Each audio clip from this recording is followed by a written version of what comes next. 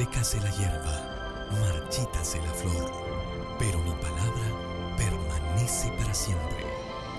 Reavivados por su palabra. Un viaje hacia el corazón de Dios.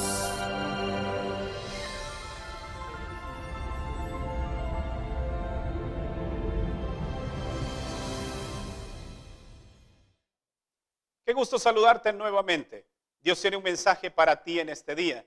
Abre tu Biblia y acompáñame al Salmo número 83. Un día, mientras visitaba una familia, les hice una pregunta sencilla. ¿Cómo han estado en estos días? Su respuesta fue muy gráfica y hasta cierto punto muy bíblica. Me dijeron: pastor, pareces como si las 10 plagas de Egipto hubiesen caído sobre nuestra familia. Había perdido el padre de familia su empleo. La alacena estaba vacía. Las deudas estaban ya quitándole el sueño a la familia. Uno de sus hijos estaba enfermo y, para colmo, su hija mayor había decidido irse de casa con su novio. Me quedé sin palabras.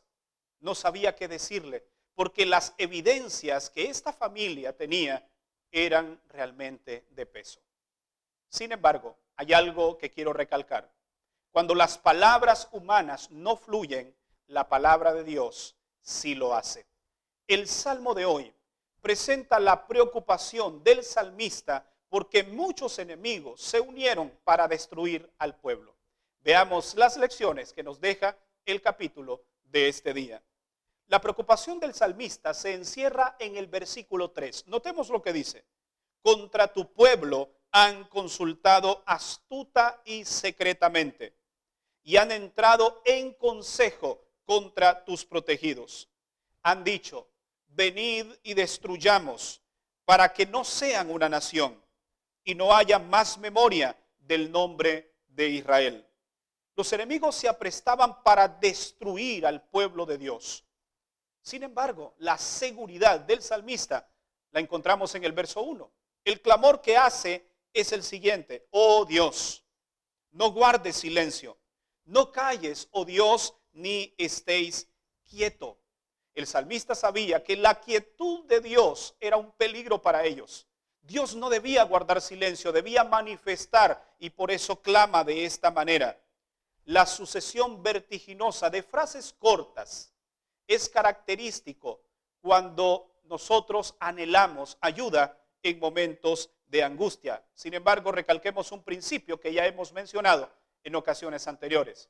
Dios no debe ser invitado a nuestra familia, a nuestro hogar, únicamente en momentos de necesidad.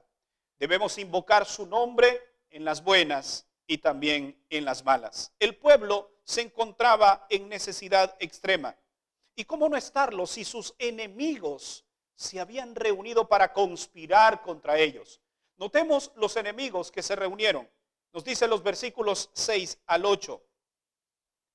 Las tiendas de los edomitas y los ismaelitas, Moab y los agarenos, Gebal, Amón y Amalec, los filisteos y los habitantes de Tiro.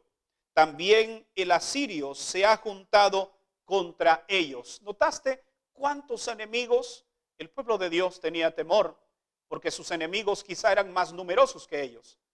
Sin embargo, me gustaría hacer en este momento una analogía entre esos enemigos, sus características y cómo en la actualidad podría también estos enemigos reunirse en contra del pueblo de Dios actualmente. Vamos a hablar en primer lugar de los edomitas. Mencionaremos únicamente 4 de ellos. Los edomitas, estos eran descendientes de Esaú. ¿Recuerdas? Esaú cambió su primogenitura por un plato de lentejas. La amenaza que puede traer este enemigo a nuestros días es que podemos darle poca importancia a lo espiritual y enfocarnos únicamente en lo material. Los segundos enemigos son los ismaelitas.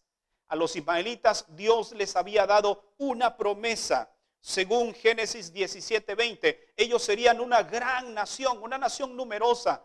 Sin embargo, ellos abandonaron el propósito de Dios para ellos y se enfrascaron en sus propios objetivos. Por lo tanto, la amenaza que este enemigo puede traer a nuestros días es hacer a un lado los planes y los propósitos de Dios y encaminarnos en nuestros propios planes. El tercer enemigo son los moabitas. Los moabitas eran los descendientes de Moab. ¿Recuerdas quién era Moab? Moab fue el hijo que tuvo Lot con su hija mayor. ¿Escuchaste bien? Esto era un incesto y producto de ese incesto nace Moab. En otras palabras, podemos decir que Lot era el padre y al mismo tiempo era el abuelo de Moab.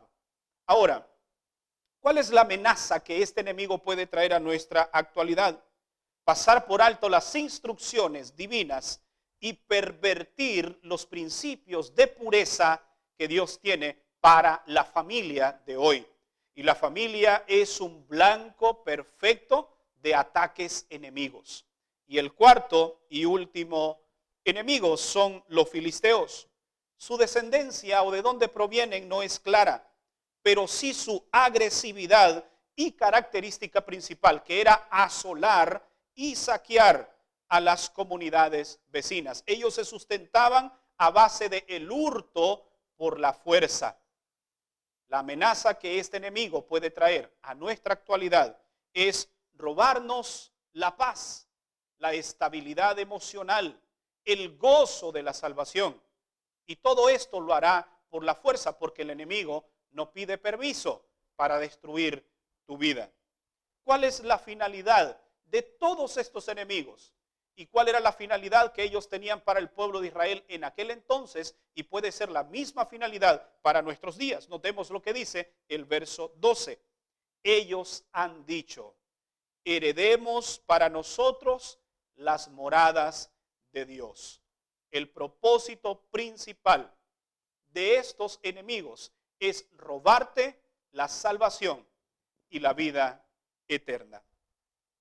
¿Recuerdas la familia que visité? Esa familia que estaba pasándola muy mal. Después de exponer su angustia, ellos me hicieron una pregunta. Y me dijeron, pastor, ¿qué hacemos? Ya no sabemos qué hacer. Recuerda nuevamente el principio. Cuando las palabras humanas no fluyen, la palabra de Dios permanece para siempre y puede llegar hasta el corazón que lo necesita y llega en el momento justo. Por lo tanto, el salmo de hoy también tiene algo que decirnos. Porque lo primero que nosotros tenemos que hacer cuando estamos en aflicción es contárselo a Dios en oración. El versículo 1 comienza de esa manera. El salmista o el pueblo dirigiéndose a Dios. Es a Él quien tienes que dirigirte en momentos de necesidad. Y cuando tú le cuentas a Dios tus problemas, entonces tus problemas conocerán el nombre de Jehová, que es el Altísimo sobre toda la tierra, como declara el verso 18 del Salmo de hoy. Así que dile a tus problemas cuán grande es tu Dios. Y recuerda lo que dice Éxodo 14:14. Estad tranquilos, porque Dios peleará por ustedes. Así que hoy te invito a que coloques todos tus problemas, sin importar cuántos sean, en las manos de Dios, porque Él tiene la solución. ¿Te parece si lo hacemos en oración? Padre nuestro que estás en los cielos, hay tantos enemigos que se han reunido para confabular y conspirar contra nosotros.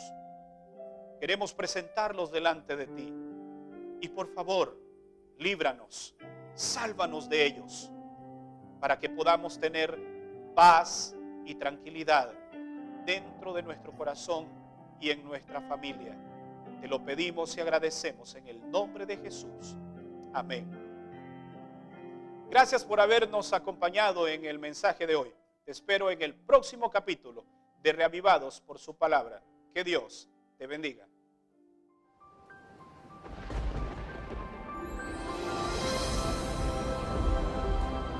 Sécase la hierba, marchítase la flor, pero mi palabra permanece para siempre. Reavivados por su palabra.